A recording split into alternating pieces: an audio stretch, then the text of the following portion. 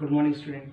आज हम लोग बात करने वाले हैं केमिस्ट्री के सेकेंड चैप्टर की। क्लास 10 का ही हमारा सेकेंड चैप्टर होता है जिसको हम कहते हैं एसिड बेसिस एंड सॉल्ट। तो समझते हैं कि इस चैप्टर में क्या होता है।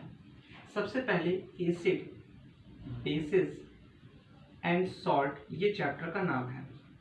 अच्छा, एक बहुत ही आसान भाषा में ऐसे समझें, एसिड वो चीज़ है जो सोर इन टेस्ट है, बेस वो चीज़ है जो बिटर इन टेस्ट है, और सॉल्ट वो चीज है जो न्यूट्रलाइजेशन रिएक्शन के दौरान बनता है।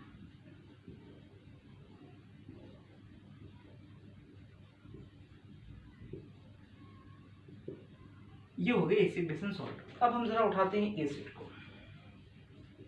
हमसे बोला गया कि एसिड मतलब दो substance which are sour in taste, but the problem is that कि हम हर चीज को टेस्ट नहीं कर सकते। तब हमसे बताया गया एसिड आर दो substance which turns blue litmus red. Blue litmus red, इसको याद करने का एक तरीका है। अमिताभ बच्चन रेखा, एक जमाने की बात है, अमिताभ बच्चन की शादी रेखा से हो रही थी, तो याद कर लेंगे अमिताभ बच्चन रेखा। और बाबू राव तो आप सब जानते होंगे, हेरा फेरी वाला बाबू राव बबलू, ये याद कर लीजिए, आसान है। एसिड जो होता है वो ब्लू लिटमस को हमेशा रेड करता है। एसिड ब्लू लिटमस को रेड करता है, और बेस जो होता है वो हमेशा रेड लिटमस को ब्लू करता है। तो जब हमें पता चला कि एसिड जो वो चीजें होती हैं जो सोर टेस्ट की होती है, हम कहें कि हम सारी चीज को टेस्ट नहीं कर सकते, तो हम उसको टेस्ट कर सकते हैं लिटमस से। तो मैंने कहा कि अगर लिटमस पेपर ब्लू से रेड हो गया तो इसका मतलब वो चीज क्या है, एसिड है। लेकिन हो सकता है कि हर एक चीज को हम लिटमस से भी ना देखें, क्योंकि हो सकता है हमारे लिटमस पेपर ना हो। तो हम यहाँ पर कहें those compound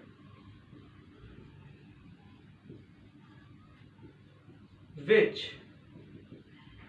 releases H plus ions, जो H plus ions को रिलीज कर दें उनको भी हम क्या कर सकते हैं, एसिड कहते हैं। जैसे HCl को तोड़ोगे तो वो H plus और Cl माइनस में तोड़िएगा, तो इसने तोड़ने पे क्या रिलीज किया, H plus ions, तो इसका मतलब ये क्या हो गया, एसिड हो गया। पर यहाँ दिक्कत क्या है, दिक्कत यह है कि अगर H2O को तोड़ोगे तो H प्लस और OH माइनस में आ गया। अब यहाँ पे H प्लस है तो इसका मतलब वो एसिड होना चाहिए, पर ऐसा नहीं होता है। तो ये मानेंगे कि ठीक है, H प्लस से हम मान सकते हैं कि एसिड है, लेकिन कुछ और चीजें कि when compound containing H plus ions dissolve in water it gives hydronium ions. अब ये हुई हमारी परफेक्ट डेफिनेशन। अगर हमसे कोई पूछे कि एसिड की परफेक्ट डेफिनेशन क्या है, एसिड के बारे में क्या क्या बता सकते हैं, तो हम क्या बताएंगे, एसिड आर दो substance which are sour in taste and convert blue litmus into red, which also contain H plus ions and when dissolved in water it always gives hydronium ions। ये हमारी एसिड की पूरी बेहतरीन definition हुई कि acid क्या होता है। जब हम एसिड को पढ़ना स्टार्ट करेंगे तो हमें पता चलेगा कि एसिड कई प्रकार से डिवाइडेड है। किस किस बेसिस पे, एसिड को हम स्ट्रेंथ के बेसिस पे अगर देखें तो हम कह सकते हैं कि कोई एसिड स्ट्रांग हो सकता है, कोई एसिड वीक भी हो सकता है। अगर कंसंट्रेशन की बेसिस पे हम देखें तो हम कह सकते हैं कि एसिड जो है वो कंसंट्रेटेड भी हो सकता है, और एसिड क्या है, डाइल्यूट भी हो सकता है। एसिड जो है वो ऑर्गेनिक भी हो सकता है, और एसिड जो है वो इनऑर्गेनिक भी होता है। और हर एसिड की हम बेसिसिटी देखते हैं, याद रखिएगा, हर एसिड की बेसिसिटी होगी और हर बेस की क्या होगी, एसिडिटी होगी। हम लोग यहाँ पर देखिए कि एसिड को हम कितने पार्ट में डिवाइड किए हैं, 4। स्ट्रेंथ के बेसिस पे, कंसंट्रेशन के बेसिस पे हम बताएं कि वो एसिड ऑर्गेनिक है कि इनऑर्गेनिक है, और वो क्या है, उसके अंदर बेसिसिटी क्या है, वो हम समझेंगे। सबसे पहले हम कैसे पता चलते हैं स्ट्रेंथ के बेसिस पे कि कोई एसिड स्ट्रॉन्ग है कि वीक है। अगर कोई एसिड कंप्लीट डिसोसिएशन दे दे, डिसोसिएशन, तो इसको हम स्ट्रॉन्ग कहते हैं। जैसे HCl है, इसको अगर हम तोड़ें H प्लस और Cl माइनस में, तो ये पूरी तरीके से टूट गया, यानी H एकदम अलग हो गया, Cl एकदम अलग हो गया, तो ये हमेशा क्या हो जाएगा, स्ट्रॉन्ग। वीक क्या है, जो कंप्लीट डिसोसिएशन नहीं करे, जो कंप्लीट डिसोसिएशन यानी पूरी तरीके से टूट गया है उसे हम स्ट्रॉन्ग कहते हैं, जो नहीं टूटेगा उसे हम क्या कहेंगे, वीक। यानी अगर हम CH3 यानी एसिटिक एसिड ले रहे हैं CH3COOH, इसको तोड़ें तो ये CH3COO और H प्लस में टूट जाएगा, तो यहाँ पर भी हाइड्रोजन कंसंट्रेशन है, यहाँ भी, यानी ये पूरी तरीके से नहीं टूटा। तो जब पूरी तरीके से नहीं टूटेगा तो ये वीक, और पूरी तरीके से टूट जाएगा तो क्या हो जाएगा, स्ट्रॉन्ग। आते हैं कंसंट्रेशन की बेसिस पे। अगर वाटर की मात्रा यानी एक एसिड है और उसके अंदर पानी की मात्रा मिनिमम हो यानी बहुत कम हो, तो वो क्या हो जाएगा, कंसंट्रेटेड।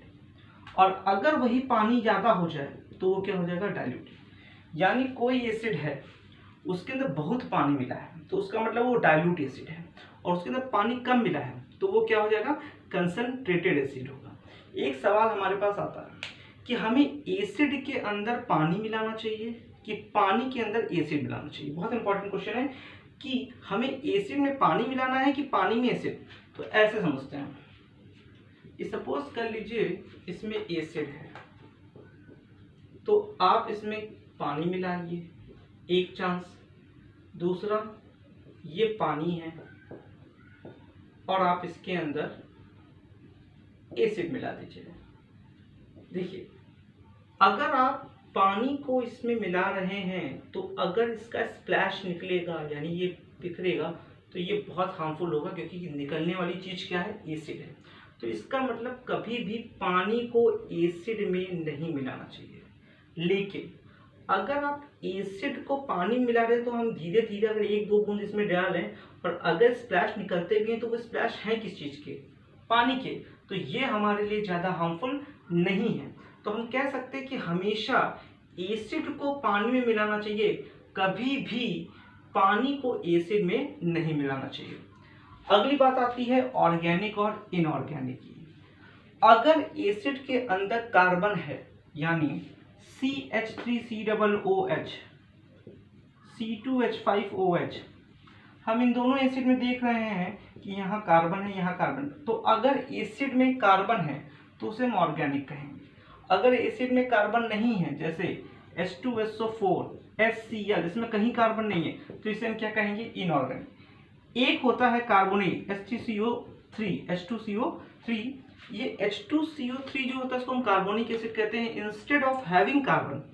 ये कभी भी इसको हम ऑर्गेनिक नहीं कहते हैं। ऑर्गेनिक इनऑर्गेनिक को समझने का एक और तरीका है, अगर कोई एसिड हमें प्लांट और एनिमल से ऑब्टेन हो रहा है या लिविंग ऑर्गेनिज्म से ऑब्टेन हो रहा है तो उसे हम ऑर्गेनिक कहेंगे, और अगर वो हमें नॉन लिविंग चीज़ों से मिल रहा है या मिनरल से मिल रहा है यानी रॉक वगैरह से मिल रहा है तो हम उसको हमेशा क्या कहते हैं, इनऑर्गेनिक कहते हैं।